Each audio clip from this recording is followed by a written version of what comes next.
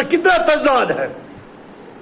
عقل والا کوئی ان پڑھ بھی ہوگا ایسے مسئلے پر بولے گا بھائی یہ کون سا مسئلہ ہے, آپ نے کہاں سے لائی, اس کی دلیل کیا ہے؟ جان بوجھ کر اس غریب کو اعمال سے دور کیا جا رہا ہے.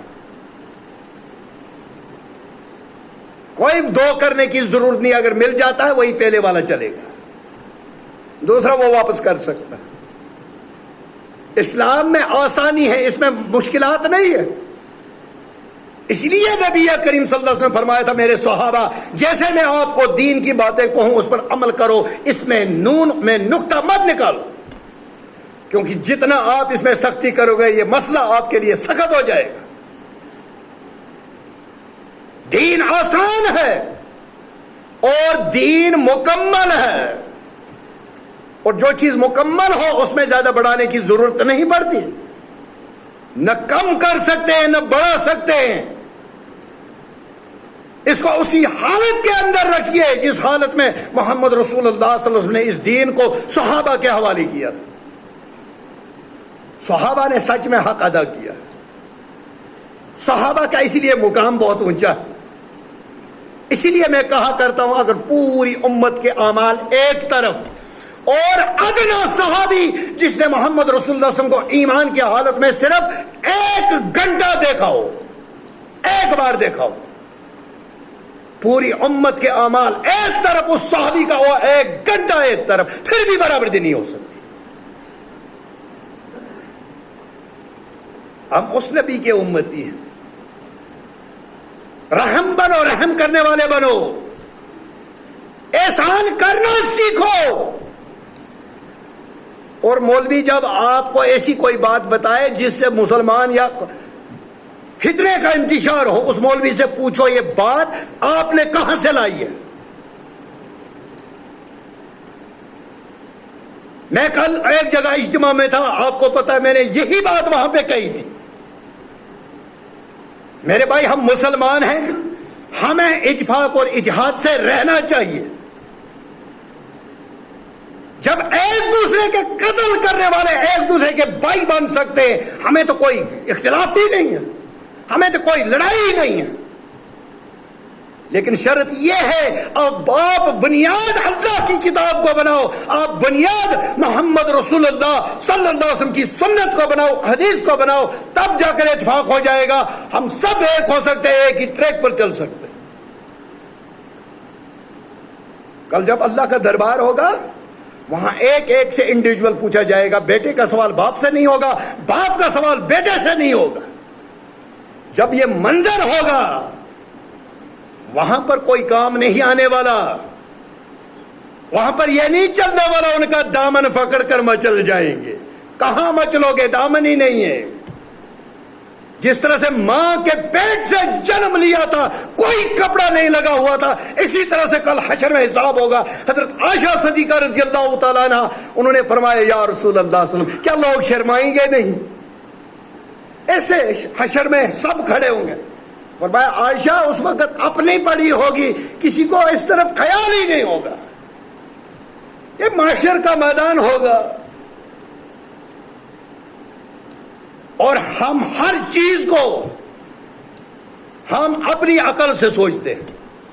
ہم جب صحابہ کا ذکر کرتے ہیں نا, ہم سوچتے ہیں جس طرح سے ہمیں آپس میں اختلاف ہو جاتا ہے, ہم ایک دوسرے سے گالی گلوچ کرتے ہیں, ایک دوسرے سے نفرت کرتے ہیں, ایک دوسرے کے دشمن ہو جاتے ہیں. شاید نوز باللہ صحابہ بھی ایسے تھے نہیں, لیکن میرے بھائیوں صحابہ ایسے نہیں تھے.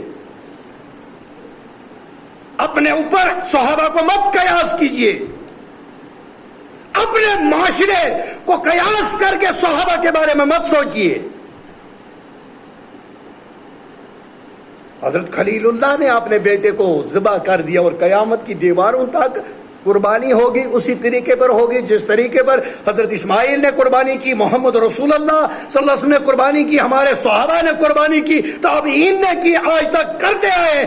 ہم کسی دارالعلوم کو کی غریبوں کو دے دیں گے, اس کے لیے الگ خرچات ہیں, الگ صدقات ہیں, الگ الگ مدیں ہیں, لیکن قربانی کی مد کو حذف کر کے ہم کسی غریب کو نہیں کھلانا, نہیں, اس کے لیے الگ نکالو. یہ ایک بار ایک حکمران نے بھی کہا تھا, کہ یہ پیسے غریبوں کو دے دو، ایسے ہی کروڑوں کے حساب سے جانور ذبح کرتے ہو، اربوں روپے خرچ ہو جاتے ہیں، غریبوں کا بھلا ہو جائے گا۔ پھر لیکن عالم ہوتا، اس نے کہا کہ آپ یہ اپنے جو بڑے دن بناتے ہیں کیوں بناتے ہو؟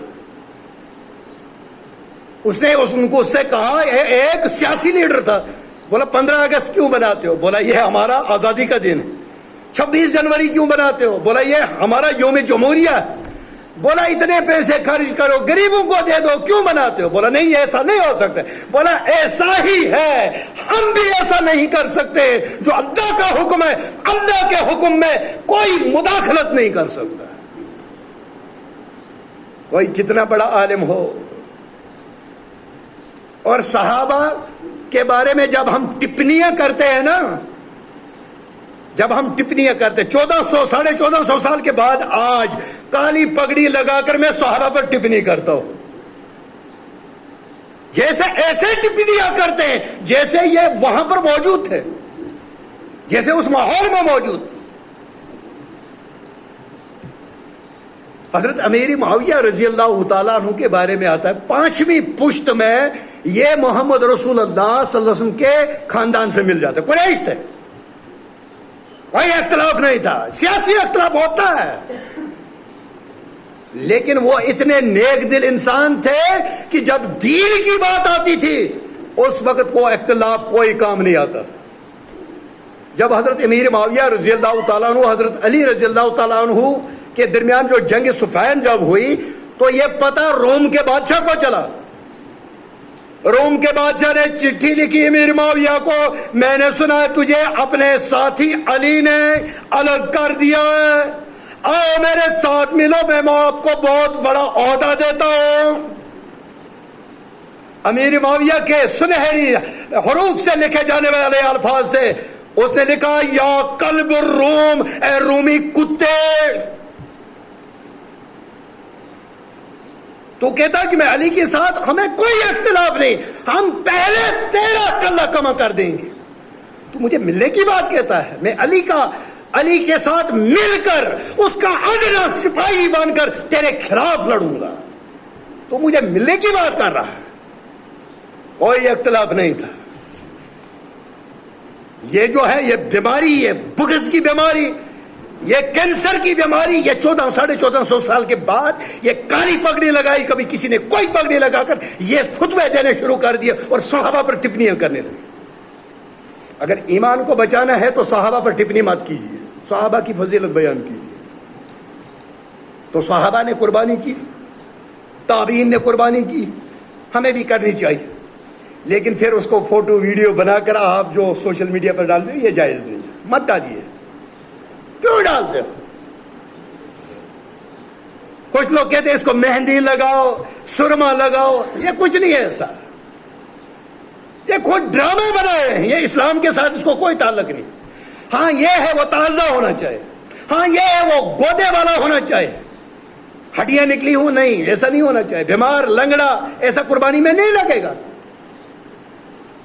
خوبصورت آنا چاہیے، جب آپ ذبح کرو گے اس جانور کو آپ کو دل میں پیار آنا چاہیے، لیکن ذبح کرنے میں کوئی کوتاہی، قربانی کیسے ہوگی؟ دارالعلوم کو میں دے دوں تو قربانی نہیں ہوگی، قربانی ایسے ہی ہوگی، اور افضل ہے اپنے ہاتھ سے قربانی کو ذبح کرو۔ عورتیں صحابیات خود اپنی قربانی ذبح کرتی تھی۔ اگر آج عورت ذبح کر دے، میں ایک جگہ پر پٹن سنگھ پورہ میں بچیوں کی ایک درسگاہ تھی، بڑی بچیاں تھیں، 11ویں 12ویں پڑھتی تھی، اور ایک گھنٹے کے لیے درسگاہ چلتی تھی ان کو پر ڈے شام کو، تو ان میں سے 3-4 لڑکیاں ذبح کرتی تھی۔ ایک دن لڑکی نے ذبح کیا مرغا، اس نے لایا بنا کر تیار، میں نے تو کھایا کیونکہ حلال ہے، اس کے باپ نے نہیں مانا، حالانکہ وہ بیچ میں کبھی نماز مل گئی تو پڑھ لی تو نہیں پڑھی، لیکن بیٹی کا ذبح کیا ہوا نہیں کھا رہا ہے، کوئی فرق نہیں۔ عورت ذبح کرے یا مرد ذبح کرے، ذبح کر سکتی ہے، شریعت میں اس کی اجازت ہے، مجھے دکھائیے کہاں پر ممانعت ہے۔ اب یہ کمزور دل اس کا کمزور ہوتا، عورت کا دل کمزور ہے، یہ ڈرتی بہت، ورنہ کوئی فرق نہیں. ہم نے تو نمازیں بھی، عورتوں کی نماز، بچوں کی نماز، مردوں کی نماز، پتہ نہیں کیا کیا نمازیں نکالی. نماز ایک ہی ہے جو اللہ رب العالمین نے محمد رسول اللہ صلی اللہ علیہ وسلم فرض کی، انہوں نے صحابہ کو سکھایا، صحابہ سے تابعین نے، تابعین سے محدثین تک پہنچتے پہنچتے ہم تک پہنچے.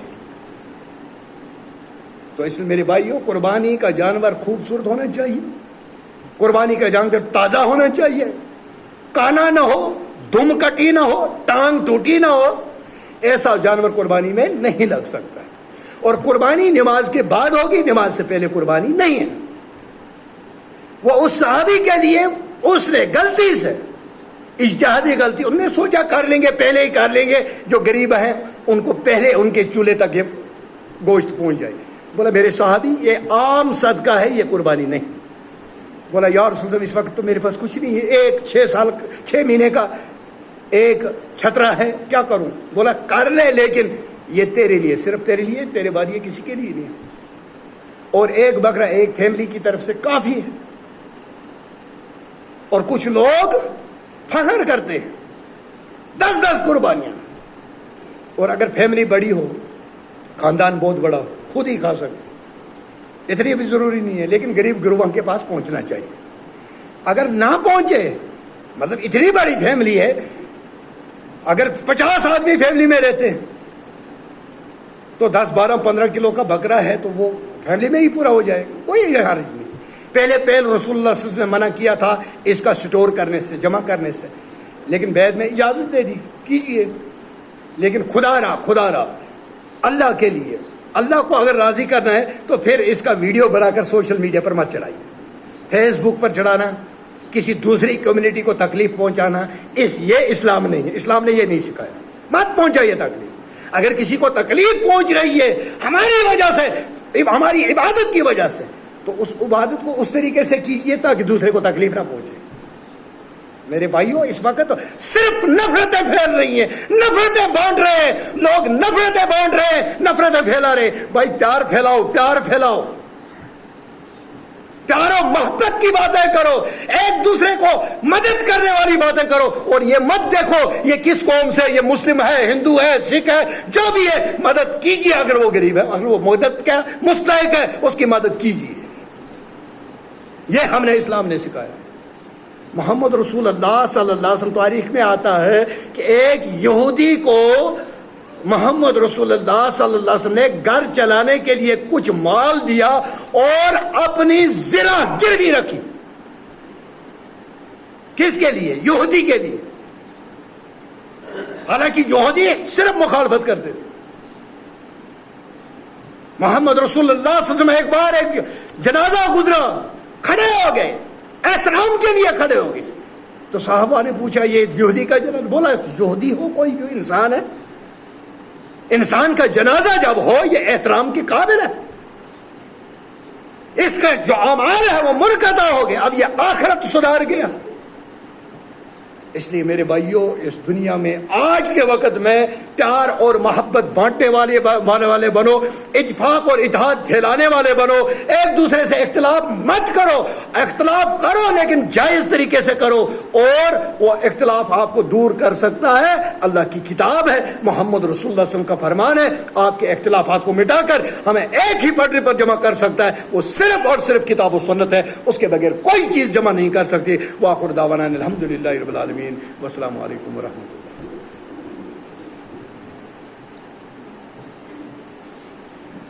الحمدللہ.